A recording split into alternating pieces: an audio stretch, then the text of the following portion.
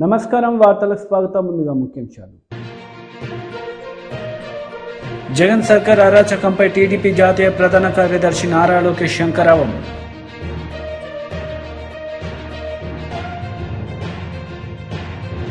Minister Gudivada Amarnath press meet Chandrababu నాయుడుపై fire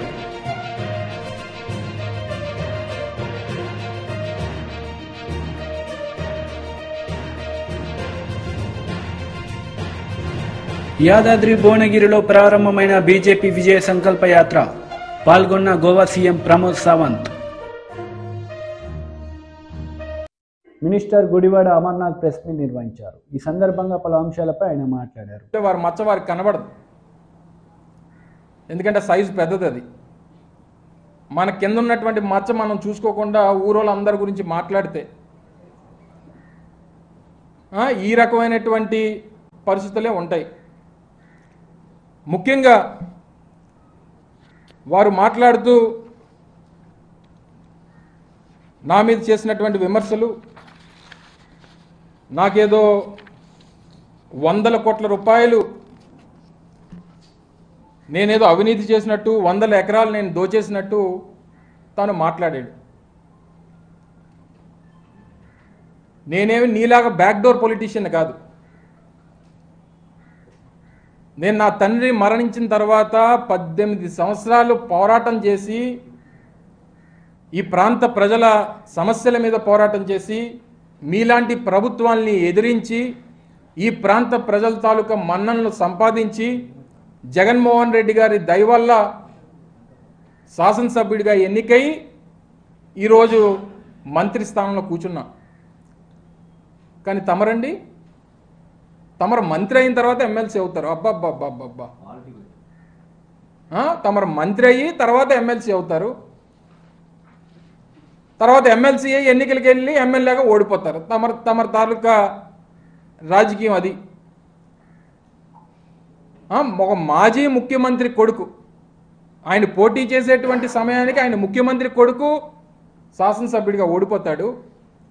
45 సంవత్సరాలుగా ఈ విశాఖపట్నం జిల్లాలో రాజకీయం చేస్తున్నటువంటి ఒక మాజీ మంత్రి కొడుకు ఈరోజు శాసనసభ్యుడిగా గెలిచి మంత్రి పదవిని అధిరోహించి జగన్మోహన్ రెడ్డి గారి ఆశీర్వాదంతో ఈరోజు రాష్ట్రంలో ప్రతిష్టాత్మకమైనటువంటి పరిశ్రమల శాఖకి మంత్రిగా ఉన్నాడు. అది నీకు నాకు తేడా. సిగ్గుందని అసలు నీకు మాట్లాడగలవు? ఒక మాజీ ముఖ్యమంత్రి కొడుకు అయి ఉండి ఎమ్మెల్యేగా ఓడిపోయి నువ్వు వచ్చి మా గురించి, మాలాంటి వాళ్ళ గురించి మాట్లాడుతూ ఉంటే, నాకు తెలిసి, నాకు తెలిసిన దగ్గర నుంచి నేను పుట్టి పెరిగినటువంటి నా మింది గ్రామంలోనే నేను ఉంటున్నా. మా తాత కట్టించినటువంటి ఇంట్లోనే నేను నివాసం ఉంటున్నా. మా తండ్రి అక్కడే ఉన్నారు, నేను అక్కడే ఉన్నాను, మా తాత అక్కడే ఉన్నారు. మా 4 ఫాదర్స్ దగ్గర నుంచి ఆ గ్రామమే నాకు తెలిసి నేను పుట్టినటువంటి గ్రామం. నువ్వెక్కడ పుట్టావు? మీ నాన్న ఎక్కడ పుట్టాడు? ఇప్పుడు మీరు ఉండేది ఎక్కడ? మీ నాన్న ఉండేది పూరి గుడిసెలో ఉండేటువంటి మీ నాన్న ఈరోజు నిన్ను తీసుకొని వచ్చి ఒక రాయల్ ప్యాలెస్లో, హైదరాబాద్లో ఒక రాయల్ ప్యాలెస్లో నిన్ను పెట్టాడే. ఎలాగా ఆ స్థాయి నుంచి ఈ స్థాయికి వెళ్ళవచ్చు ఒక్కసారి చెప్తే, ఈరోజు రాష్ట్రంలో ఉన్నటువంటి అనేక మంది పేదవారు కూడా ఈ మీ తండ్రి తాలూకా స్కీమ్ని ఫాలో అయ్యి వారు కూడా పాకల్లో ఉన్నటువంటి వారందరూ కూడా ప్యాలెస్ల్లోకి వెళ్ళిపోతారు. మీరు చేసినటువంటి అవినీతి సంపాదన, అక్రమాలు, అన్యాయాలు, మీరు చేసినటువంటి అవినీతి, ఇవన్నీ మర్చిపోయి నీ కింద ఉన్నటువంటి మచ్చను నువ్వు మర్చిపోయి నువ్వు మాలాంటి వాళ్ళ గురించి, 45 సంవత్సరాలుగా రాజకీయ చరిత్ర ఉన్నటువంటి మాలాంటి కుటుంబాల గురించి, ఈ రాష్ట్రంలో పేదవాడికి సంక్షేమాన్ని అందిస్తున్నటువంటి ముఖ్యమంత్రి జగన్మోహన్ రెడ్డి గారి గురించి నీకు నోటికి వచ్చింది మాట్లాడతావు. నువ్వు అనకాపల్లి పట్టణంలో కానీ, అనకాపల్లి గ్రామీణ ప్రాంతాల్లో కానీ జరిగినటువంటి అభివృద్ధిని కనీసం చూడలేక, కనీసం అనకాపల్లి పట్టణంలో సమావేశం పెడితే అక్కడ మేము తయారు చేసినటువంటి, బాగు చేసినటువంటి రోడ్లు కానీ, అక్కడ చేసినటువంటి అభివృద్ధి కార్యక్రమాలు కానీ, ఈరోజు అత్యంత ప్రతిష్టాత్మకమైనటువంటి అనకాపల్లి జిల్లాని ఏర్పాటు చేసి అనకాపల్లి పట్టణాన్ని జిల్లా హెడ్ క్వార్టర్గా మా హయాంలో అనకాపల్లికి ఆ గుర్తింపునిచ్చినటువంటి విషయాన్ని ఎక్కడ ప్రస్తావించాల్సి వస్తుందని ఇష్టం వచ్చినటువంటి మాటలు మాట్లాడతావు. మెడికల్ కాలేజ్ గురించి మాట్లాడతావు, ఆర్ఈసీఎస్ గురించి మాట్లాడతావు. నీ పక్కన ఉన్నటువంటి ఆ బంట్రోతులను అడిగితే నీ పక్కన కూర్చున్నటువంటి వారు ఎవరైతే దాన్ని అడ్డుకోవడానికి ప్రయత్నం చేసి అడ్డుకున్నారో నువ్వు చెప్పినటువంటి విషయాలు జగన్ సర్కార్ అరాచకంపై టీడీపీ జాతీయ ప్రధాన కార్యదర్శి నారా లోకేష్ శంకరావం మోగించారు. మాడుగుల నియోజకవర్గంలో జరిగిన సభలో ఆయన ప్రసంగించారు. 53 13 కేసు ఇంకా 9 పెట్టించుకున్నా. ఒక బంపర్ ఆఫర్ ఇస్తున్నా తమ్ముడు. 2019 నుంచి 24 వరకు ఎవరైతే ఎక్కువ కేసులు పెట్టించుకుంటారో మన నియోజకవర్గంలో వాళ్ళకి అంత పెద్ద నామినేటెడ్ పోస్ట్ ఇచ్చే బాధ్యత నాది. నా ఆఫర్ స్వీకరిస్తున్నావా? Very good. తల్లి నా పైన 22 కేసులు పెట్టారు. ఎస్సీ ఎస్టీ కేసు పెట్టారు, అటెంప్ట్ మర్డర్ కేసు పెట్టారు. 2019 ముందల నేను ఏనాడు పోలీస్ స్టేషన్కి వెళ్ళలేదు తల్లి. ఇప్పటికి 7 సార్లు తీసుకెళ్లారు తల్లి నన్ను పోలీస్ స్టేషన్కి. పోలీస్ స్టేషన్ ఇప్పుడు అత్తగారు ఇల్లాగుంది తల్లి. ఇలా వేలాది మంది తెలుగుదేశం పార్టీ కార్యకర్తలపైన నాయకులపైన ఈ ప్రభుత్వం కేసులు పెట్టింది. నేను చెప్తున్నా కదా, అన్న ఎన్టీఆర్ మన దేవుడు, బాబు గారు మన రాముడు, కానీ ఈ లోకేష్ వైకాపా నాయకులకి మూర్ఖుడు.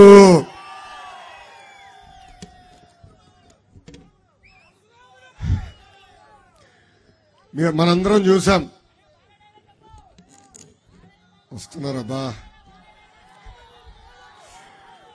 15 సంవత్సరాలు ముఖ్యమంత్రిగా పనిచేసిన వ్యక్తి, 15 సంవత్సరాలు ప్రతిపక్ష నేతగా అహర్నిశలు ప్రజల గురించి ఆలోచించిన వ్యక్తి చంద్రబాబు నాయుడు గారు. ఆయన పైన ఎలా తప్పుడు కేసులు పెట్టి జైలుకు పంపించారో మనందరం చూసాం. 53 రోజులు అదే రాజమండ్రి జైల్లో ఆయన బంధించారు. చేయని తప్పుగా ఆయన ఇబ్బంది పెట్టారు. ఆనాడు ఆయన్ని జైలుకు పంపించే సమయంలో నాకు ఫోన్ చేసిన మొదటి వ్యక్తి పవన్ అన్న. ఆనాడు ఆయన ఫోన్ చేసి, నీకు నేను ఒక అన్నగా నిలబడతాను, అధైర్యపడొద్దని నాకు ధైర్యం నింపిన వ్యక్తి పవన్ అన్న. పవన్ అన్న ఆనాడు ప్రత్యేక విమానాలు ఆంధ్ర రాష్ట్రానికి రావాలంటే ఏకంగా ఈ ప్రభుత్వం ఆయనకి ఆ పర్మిషన్ క్యాన్సిల్ చేసింది. రోడ్ మార్గంలో రావాలంటే బార్డర్ లో దాదాపు 3 గంటల సేపు ఆయన ఆపి ఇబ్బంది పెట్టింది. అందుకే ఆనాడే పవన్ అన్న నిర్ణయించాడు, ఈ ప్రభుత్వాన్ని వదిలిపెట్టేది లేదు, తెలుగుదేశం జనసేన కలిసిగట్టుగా ఈ సైకోని తరిమి కొట్టే రోజులు తొందరలో వస్తున్నాయని ఆనాడే నిర్ణయించుకున్నాడు. అందుకే జన సైనికులకి తెలుగుదేశం పార్టీ కార్యకర్తలకి నేను పిలిపిస్తున్నా. ఈ వైకాపా పార్టీకి పేటీఎం కుక్కులున్నారు. 5 రూపాయలు ఇస్తే చాలు పనికిమాల పోస్టులు పెడతారు. పసుపు సైన్యం పేరుతో జన సైనికులు తిడతారు, జన సైనికుల పేరుతో పసుపు సైన్యాన్ని తిడతారు. ఆ వాస్తవాలు మనం నమ్మకూడదు. మనందరం అప్రమత్తంగా ఉండాల.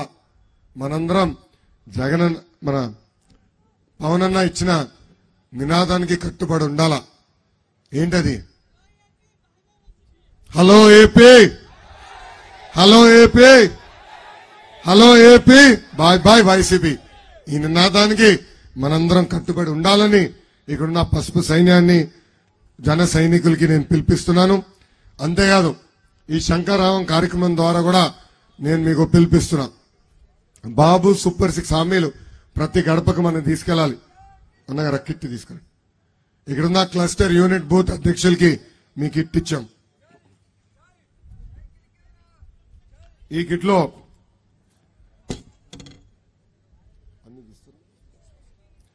కిట్లో ఒక కట్ట చేసాం క్యాలెండర్.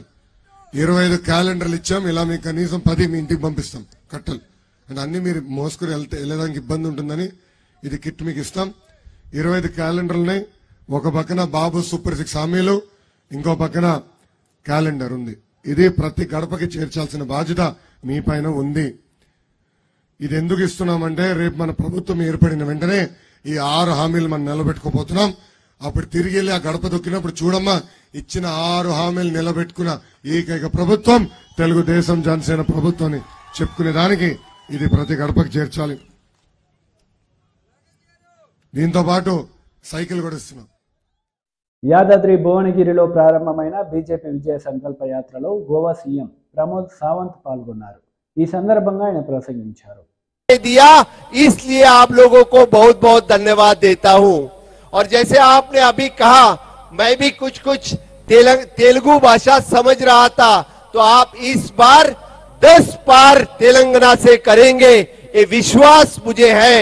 और तेलंगाना से 10 सीट एमपी के हम जीतेंगे, ये पूरे विश्वास के साथ मैं कहता हूं।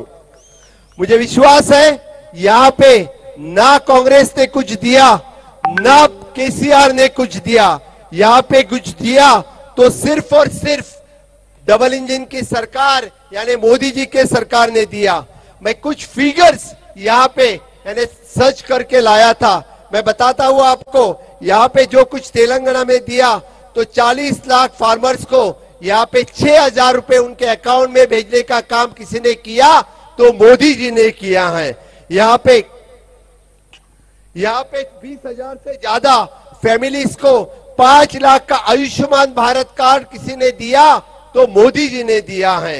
यहां से 18 लाख से ज्यादा वुमेन को सिलेंडर किसी ने दिया तो मोदी जी को दिया है।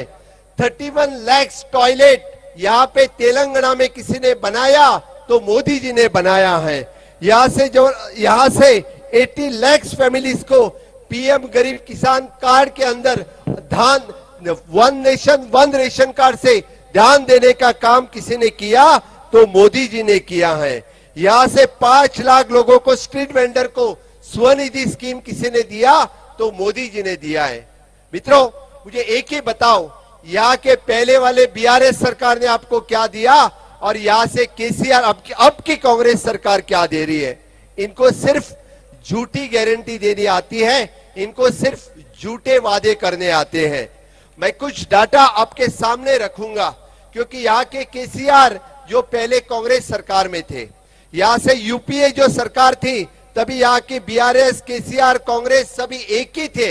2004 से लेके 14 में जिस देश में जो यूपीए की सरकार थी और अब जो एनडीए की बात कर रहा है, मैं उनकी 10 सरकार और भाजपा की और एनडीए की और मोदी की 10 सरकार का कंपैरिजन चार्ट आपके सामने रखता हूं। तब आपको पता चलेगा कि कितना बदल जो हम बात कर रहे हैं कि इंफ्रास्ट्रक्चर डेवलपमेंट और ह्यूमन डेवलपमेंट कन्याकुमारी से लेके कश्मीर में हो रहा है, वो आपको पता चलेगा। 2014 से पहले सुपर फास्ट ट्रेन वो एक सपना था, किसी ने सुपर फास्ट ट्रेन नहीं देखी थी। आज देश के 82 स्टेट्स में सुपर फास्ट ट्रेन चल रही है। आपने देखा है पहले सिर्फ 3 स्टेट्स में मेट्रो ट्रेन चल रही थी, दिल्ली, कलकत्ता और बेंगलोर। आज के दिन 20 स्टेट में जो मेट्रो ट्रेन चल रही है, वंदे भारत ट्रेन चल रही है। इस तरह की super fast Vande Bharat metro train इस देश को किसने दिया तो सिर्फ और सिर्फ मोदी जी ने दिया। इससे 2014 से पहले 12 किलोमीटर पर डे से रोड चलता था। रोड की स्पीड कितनी थी जब देश में रोड बन रहा था? Only the 12 kilometre per day. और आज कितना बन रहा है? 28 किलोमीटर पर डे। इसके हिसाब से इस रफ्तार से अपना रोड चल रहा है। पहले सब प्रोजेक्ट इनकम्प्लीट थे। मुझे आप बताओ, आपके तेलंगाना में रोड के प्रोजेक्ट हो, बाकी प्रोजेक्ट है, सभी इनकम्प्लीट थे। आज सुपर फास्ट तरीके से सभी प्रोजेक्ट चल रहा है। आज पूरे देश में पहले देश की इकोनॉमी जी थी वो फ्रजाइल थी, 11 नंबर पे थी। आज देश की इकोनॉमी 5 नंबर पे आके पहुंची है और अगली बार देश की इकोनॉमी 3 नंबर पे लेके माननीय मोदी जी जाएंगे, ये विश्वास हमारे पास है। हम बताते हैं कि पहले आपको पेमेंट करना पड़ता था तो बड़ी बड़ी क्यू से रहने पड़ते थे सिर्फ और सिर्फ पेमेंट करने के लिए। आज कैशलेस फैसिलिटीज सभी जगह पे हमने पहुंचाई है। आप डायरेक्ट कैशलेस से पेमेंट करते हैं। आपने देखा तो पहले सभी स्कैम से, अभी इटाला राजा जब बोल रहे थे 2G स्कैम, कोल स्कैम, इसमें कौन लोग थे? यही कांग्रेस वाले जो आज तेलंगाना में राज्य कर रहे हैं, यही सभी जो कोल स्कैम में थे, यही सभी जो 2G स्कैम में थे। షాద్నగర్ నియోజకవర్గంలో బీఆర్ఎస్ పార్టీ కార్యకర్తల సమావేశం నిర్వహించారు. ఈ సందర్భంగా మాజీ మంత్రి హరీష్ రావు కార్యకర్తలకు పలు సూచనలు చేశారు. కేసీఆర్ ఉండగా ఎప్పుడైనా పింఛన్ ఆగిందా? ఏ రోజు ఆగలే. ఇప్పుడు 4,000 అన్నాడు, ఇచ్చే 2,000 కూడా మొన్నటి నెలలో ఎగ్గొట్టినటువంటి పరిస్థితి కూడా మనం చూస్తూ ఉన్నాం. ఇట్లా ఏ విషయాలు చూసినా ఇక ఉద్యోగాల కదా మీరు చూస్తున్నాం. ఇప్పుడు ఎట్లయితే సొమ్మొకది సోకొకంది అన్నట్టు అయిపోయింది. ఇవాళ నర్సింగ్ ఉద్యోగాలకు నోటిఫికేషన్ ఇచ్చింది మనం, పరీక్ష పెట్టింది మనం, సర్టిఫికెట్లు వెరిఫై చేసింది మనం, ఉద్యోగాలు ఇచ్చే టైంకు ఎలక్షన్ కోడ్ వచ్చింది. మనం అంతా చేస్తే ఈయన పోయి పంచి నేనే ఇచ్చిన అంటాడు. కానిస్టేబుల్ ఉద్యోగాలు అంతే. అంటే నిజంగా నీ కాంగ్రెస్ ప్రభుత్వం వచ్చినాక నువ్వు ఒక్క నోటిఫికేషన్ అని ఇచ్చినావు అయ్యాలకి, ఒక్క నోటిఫికేషన్ ఇవ్వలే, ఒక్క పరీక్ష పెట్టలే. కానీ మనం చేసిన దాన్ని పట్టుకొని మేం చేసినామని చెప్పి ఇవాళ డబ్బా కొట్టుకునేటువంటి ప్రయత్నం వాళ్ళు చేస్తున్న విషయాన్ని కూడా మీరు ప్రజల్లో చెప్పాల్సినటువంటి అవసరం ఉంది. అంటే ముఖ్యంగా ఇలా వాళ్ళ పరిస్థితి ఎట్లయిందంటే అసెంబ్లీలో మీరు చూస్తూ ఉన్నారు, హామీల అమలు గురించి మేము ఎక్కడ అడుగుతామో అని ఓ శ్వేతపత్రాల పేరుతో డ్రామా పెట్టారు. శ్వేతపత్రాలు అనేటువంటి ఒక కాకమ్మ కథలు పెట్టి తమ హామీల అమలు నుంచి తప్పించుకోవడం, ప్రజల యొక్క అటెన్షన్ డైవర్ట్ చేసేటువంటి ప్రయత్నం చేస్తూ ఉన్నారు. ఎన్నికల ప్రచారంలో అబద్ధాలే, నిండు అసెంబ్లీలో కూడా అబద్ధాలే మాట్లాడింది. దొరకవట్లే నేను ఒక్కొక్క అబద్ధాన్ని, ఒక్కొక్క పేజీలో ఉన్న అబద్ధాలను తీసి చదువుతుంటే ఒక్కడన్నా మళ్ళీ లేస్తే ఒట్టు అది ఇచ్చిపెట్టి నన్ను దిట్టుడు పెట్టిరు, అది ఇచ్చిపెట్టి నన్ను దిట్టుడు పెట్టిరు. అరే ఈ పేజీలో అబద్ధం ఉన్నది, ఈ పేజీలో తప్పు ఉన్నది, ఈ పేజీలో తప్పు ఉన్నదని ఒకటొకటి దొరకబట్టి చదువుతుంటే ఒక్కడన్నా దాని మీద మాట్లాడతలేడు.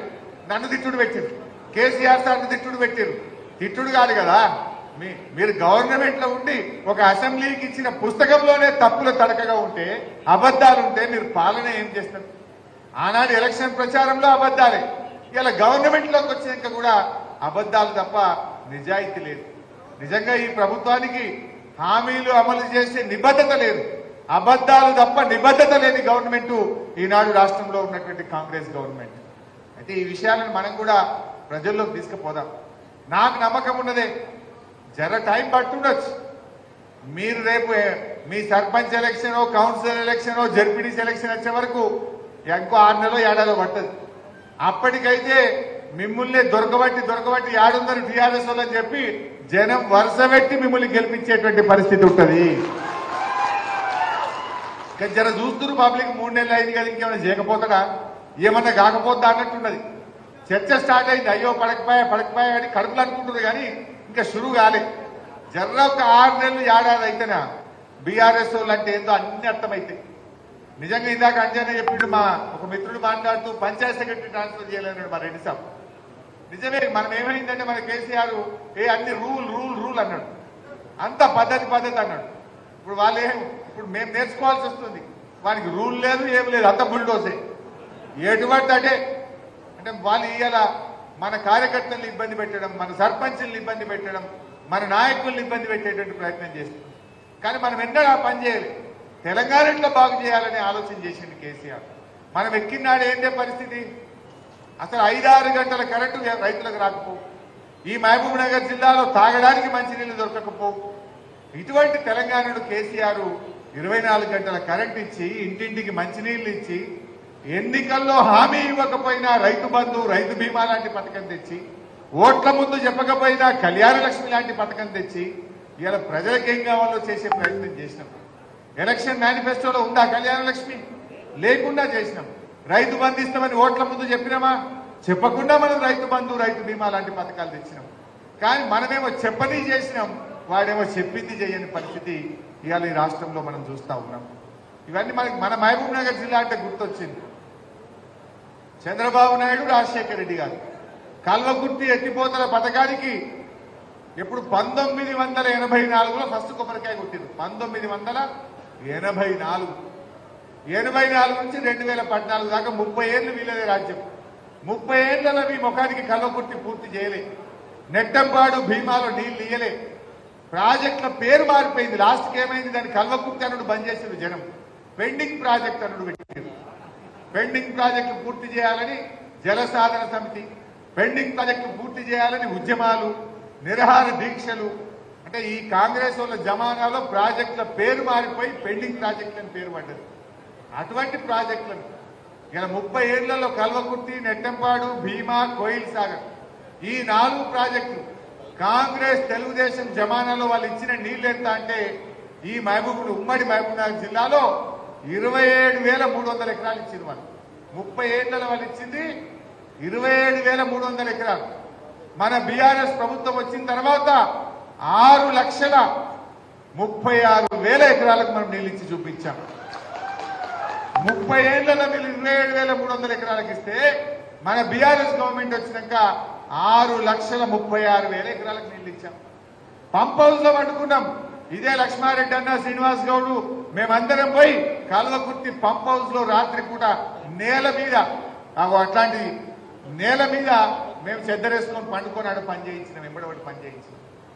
రాత్రి పూట ఆ వాగు ఉండే కదా మీరు ఆవంచ వాగు దగ్గర ఆక్విడెక్ట్ కట్టాలంటే ఆ ఊర్లో పోయి డాబా మీద వండుకున్నాం. ఓ రోజు డాబా మీద వండుకొని ఆడ ఉండి రాత్రి 12-1 గంటల దాకా రివ్యూ చేసి ఎంబడబడి కల్వకుర్తి, నెట్టంపాడు, భీమా పూర్తి చేసి 6,36,000 ఎకరాలకి మహబూబ్నగర్ జిల్లాలో నీళ్ళు ఇచ్చారు. ఇలా పాలమూరు రంగారెడ్డిలో 80% పనులు పూర్తయినాయి. 2 టీఎంసీలకు టనళ్లు తవ్వినాం. 2 టీఎంసీలకు పంప్ హౌసులు కట్టినాం. రిజర్వాయర్లు పూర్తయినాయి. ఇలా కేంద్ర ప్రభుత్వంలో స్టే ఉండే, గ్రీన్ ట్రిబ్యునల్లో స్టే ఉండే, ఆ స్టే తీసేపించినాం. సుప్రీంకోర్టుకు పోయినాం. మొన్ననే 90 టీఎంసీల నికర జలాలు కేటాయించినాం. ఈఏసీ అనుమతి కూడా తెచ్చినాం. ఇప్పుడు కాంగ్రెస్ వాళ్ళు చేయాల్సింది ఏం లేదు. ఇంత కాలువ తవ్వుతే నీళ్లు వారుడే. 80% పని చేసినాం. మీరు దయచేసి మా షాద్ నగర్ కానీ ఉమ్మడి మహబూబ్ నగర్ జిల్లాకు 8 లక్షల ఎకరాలకు నీళ్లు బారే పాలమూరు రంగారెడ్డిలో 80% పనులు పూర్తి చేసినాం. మీరు కాలువలు తవ్వండి, ఏడాది లోపల నీళ్లు తీసుకురావాలని చెప్పి కూడా నేను ఈ సందర్భంగా డిమాండ్ చేస్తాను. నిజానికి ఇదే కాంగ్రెస్ వాళ్ళు కేసులు వేసింది. మాజీ మంత్రి కేఎస్ జవహర్ మీడియా సమావేశం నిర్వహించారు. ఈ సందర్భంగా పలు అంశాలపై వారు మాట్లాడారు.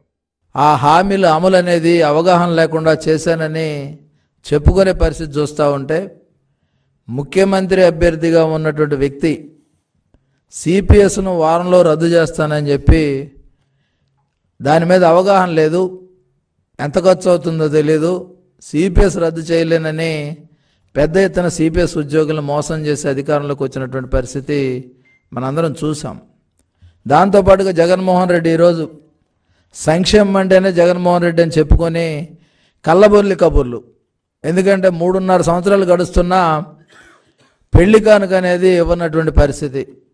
ఈ 5 సంవత్సరాల్లో జగన్మోహన్ రెడ్డి కేవలం ఇస్తే ఒక 5-6 వేల మందికి కన్నా ఎక్కువ ఇచ్చుంటాడు, లేకపోతే ఇంకొక 20,000 మందికి 10,000 మందికి ఇచ్చుంటాడు తప్ప పెళ్ళైన ప్రతి పేద కుటుంబంలో ఉన్నటువంటి వ్యక్తికి పెళ్లి కానుక ఇవ్వలేదనేది సత్యం. దాంతోపాటు బడుగులు, పేదలు, బడుగు బలహీన వర్గాలకు సంబంధించినటువంటి అనేక సంక్షేమ కార్యక్రమాలు 120 పథకాలు బలహీన వర్గాలకు సంబంధించి, దళితులకు సంబంధించి 27 పథకాలు ఈ రోజుకి రద్దు చేసి వాళ్ళకనే ఏ సంక్షేమ కార్యక్రమం అందకుండా చేసి పెత్తందారికిను పేదవాడికి మధ్య పోటీ అని గొప్పలు చెప్తా ఉన్నాడు. ఈ సందర్భంగా ఒకటే అడుగుతా ఉన్నా, జగన్మోహన్ రెడ్డి ఎవరు పెత్తందారి, ఎవరు పేద?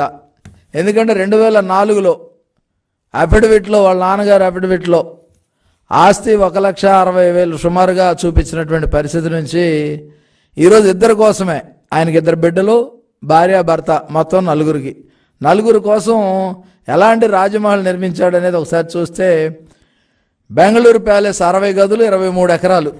జూమ్ చేయను, ఇది కూడా బెంగళూరు ప్యాలెస్ పరిస్థితి అది. జూబ్లీ హిల్స్లో ఉన్న లోటస్ పాండ్, అదేవిధంగా తాడేపల్లి ప్యాలెస్. ఉండే మనుషులు ఎంతమంది?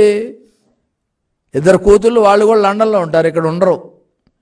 జగన్మోహన్ రెడ్డి గారు, భారతీ రెడ్డి గారు తప్ప ఈ 3 ఏళ్లలో ఎప్పుడు కూడా వేరే వాళ్ళు ఉన్నటువంటి పరిస్థితి లేదు.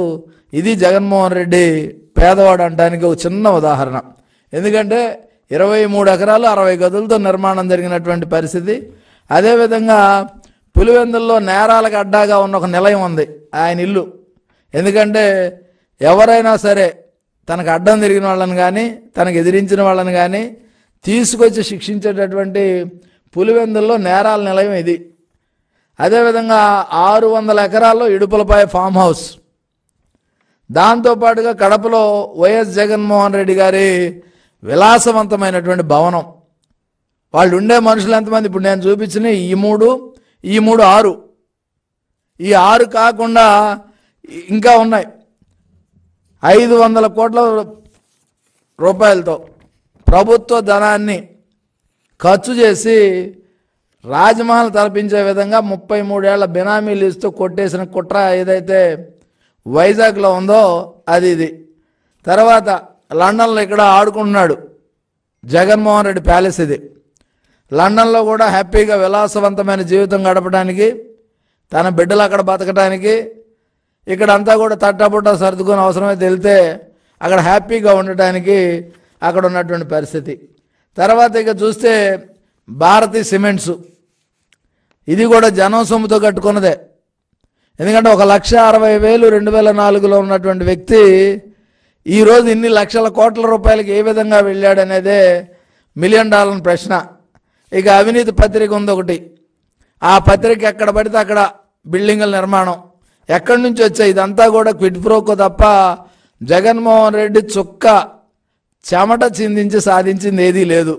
ఇక దాంతోపాటుగా చూస్తే బెంగళూరులో మంత్రి డెవలపర్స్ నుంచి 600 కోట్లు పొందిన షాపింగ్ కాంప్లెక్స్, ఈ షాపింగ్ కాంప్లెక్స్ కూడా జగన్మోహన్ రెడ్డి గారిదే. బంజారా హిల్స్లో ఉన్న మరో 100 కోట్ల భవంతి ఇది. దాంతో వార్తలు ముగించే ముందు ముఖ్యాంశాలు మరోసారి. జగన్ సర్కార్ అరాచకంపై టీడీపీ జాతీయ ప్రధాన కార్యదర్శి నారా లోకేష్ శంకరావం.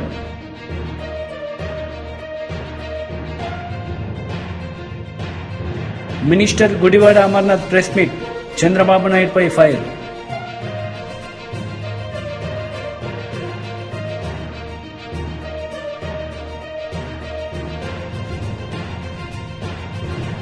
యాదాద్రి భువనగిరిలో ప్రారంభమైన బీజేపీ విజయ సంకల్ప యాత్ర, పాల్గొన్న గోవా సీఎం ప్రమోద్ సావంత్. ఈ వార్తలు ఇంతటితో సమాప్తం. తిరిగి ప్రసారమయ్యే వార్తలు మళ్ళీ కలుద్దాం. అంతవరకు సెలవు. నమస్తే.